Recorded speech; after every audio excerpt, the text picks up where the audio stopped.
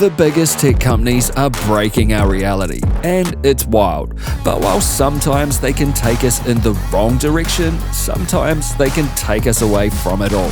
Today, I'll be bringing you this month's news in virtual reality. Welcome programs to the Grid VR. It's November 2025, and all I can say this week is, I'm back, you bastards. So if you want to know how our reality is being creatively destroyed for the better, then stay locked, enjoy, and welcome to the Grid VR.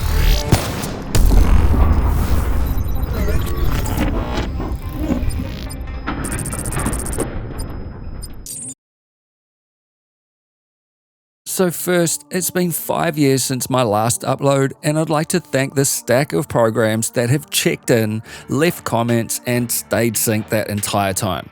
You're a full half of the reason I found my way back here. The other half, well, there's no time to explain. But if you must know, it's the same reason why every spaceship in the universe is shaped like a cock. Thank you all so much. Now let's get back to the grid and see who did what now.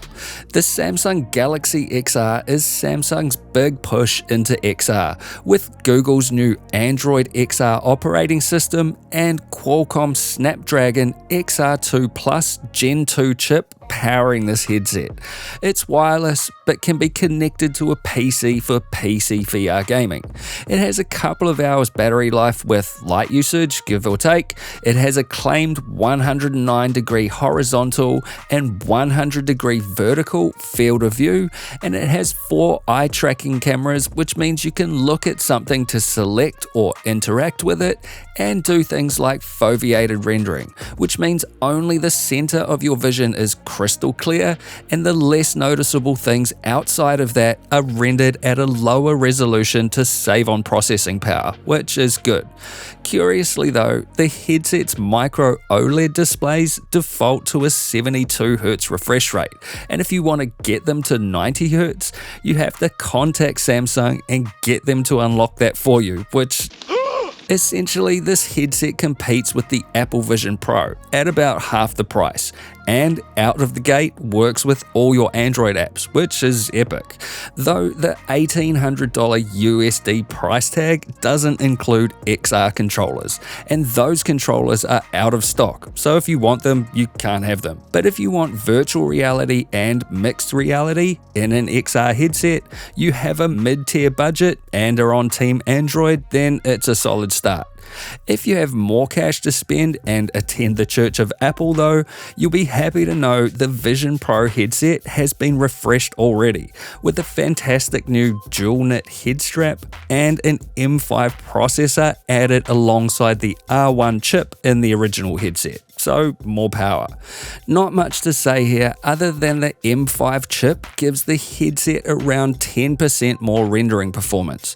What that means isn't entirely clear, though it seems to indicate that what you see at the center of your vision is 10% sharper thanks to eye tracking and some super sampling, which is nice.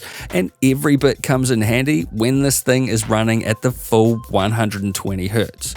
Look, this is the most impressive consumer XR headset ever made, and comparing it to Samsung's Galaxy XR, there are a lot of similarities. They both use glorious micro OLED display panels, which means rich colors and blacker blacks for movies and gaming. They both have a similar amount of pixels per eye, and they both hit around 35 pixels per degree. They both have eye tracking, and they're both expensive as hell. The Apple Vision Pro is the premium king though. It's better at the social stuff with personas, better at the computing stuff, and better at PC VR gaming thanks to its decoding performance.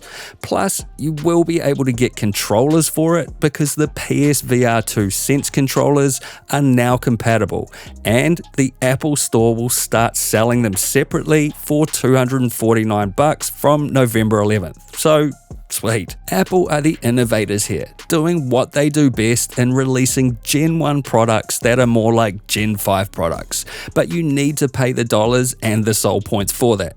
If you don't have the budget for it though, and like side loading and customization, the Galaxy XR is solid. Still, while it's more flexible in terms of apps available at launch, it is less capable than the Vision Pro at the core things they both want to exceed at. The point is, these are both excellent at driving forward the technology, and I feel fortunate to be witnessing Apple and Android's rivalry spiraling over to the XR space in an attempt to break reality. Then, while Apple, Samsung, and Google do, and Sega still don't really, Nintendo do again. Nintendo is releasing a Virtual Boy for the Switch and Switch 2 in February 2026 for $100 US. This is more novelty than practicality, and you can slot your Switch 2 in there and play the nauseating games of yesteryear, courtesy of any colored pixel as long as they're red or black.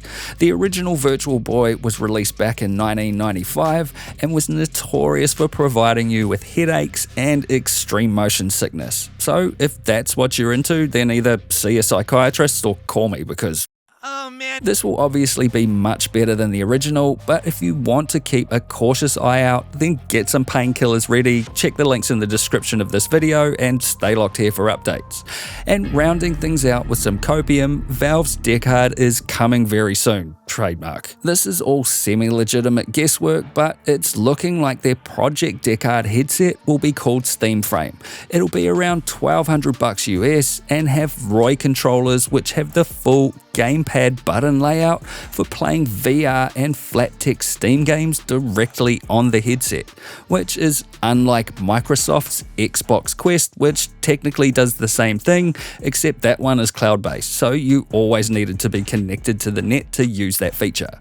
Valve's offering should have pancake lenses and be standalone wireless, with the ability to connect to a PC for PC VR gaming, the same as the Quest 3. It will run a custom version of Steam OS, which will allow you to play your x86 Steam games, so all of them, on ARM architecture. Basically a Steam Deck for your face plus VR, which I'm there for. It's claimed that this is in developers' hands, so content is being made for it. And I'll put $100 on it now, there's new Half-Life IP in there somewhere. And there's about 400 to 600,000 units rumored to be in production right now. Honestly, the best source for news about this one is SadlyItsBradley over on X. And there's a link in the description to him so you can keep at the bleeding edge on this one. Personally, I want this to just be a sick PC VR headset with high-res OLED displays and a USB Wi-Fi dongle to upgrade and simplify my PC VR gaming experience. If you've got some theories on all this, then hit me up in the comments below. Speaking of PC VR, I've spent the past 2 years and over 1,200 hours creating a complete wireless PC VR gaming course, which will start to go live here next week. It's free, covers routers, networks, PCs, headsets, all the setups and settings, as well as complete walkthroughs of virtual desktop, Steam Link, and how to get AirLink working 100% of the time. All the text versions will be on my website and over on Reddit if you want to read through instead of listening to my flawless tones. Subscribe to stay notified or check the links in the description and I'll post the link there when it's live. And just quickly, Meta's Hyperscape is an app for the Quest 3 and 3S headsets that uses the cameras built into the front of the Quest, along with Gaussian splatting and AI, to quickly scan any space you're in.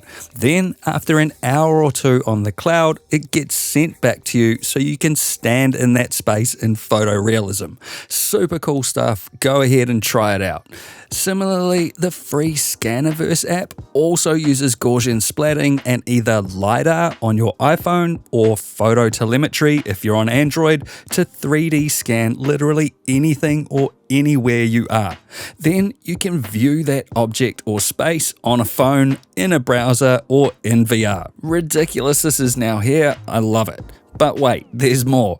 BRINK Traveler uses all the same tech and some pro production to put you at 54 stunning real-world places. It's just had a huge update and a string of consistent updates, and I highly recommend it if you want to be elsewhere from reality and blown away. And as always, all the links are in the description of this video. So in summary, whether you're into gaming, creating, or are just XR curious, there's some serious shit. A lot of people are breaking a lot of reality, and for the first time in a long time, there's been far more and very little exciting times. What's got your attention over the past 5 years? Hit me up in the comments below, I'm genuinely interested to know.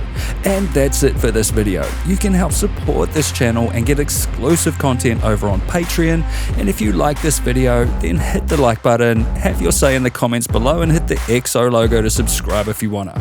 I'll see you in the next one. Peace.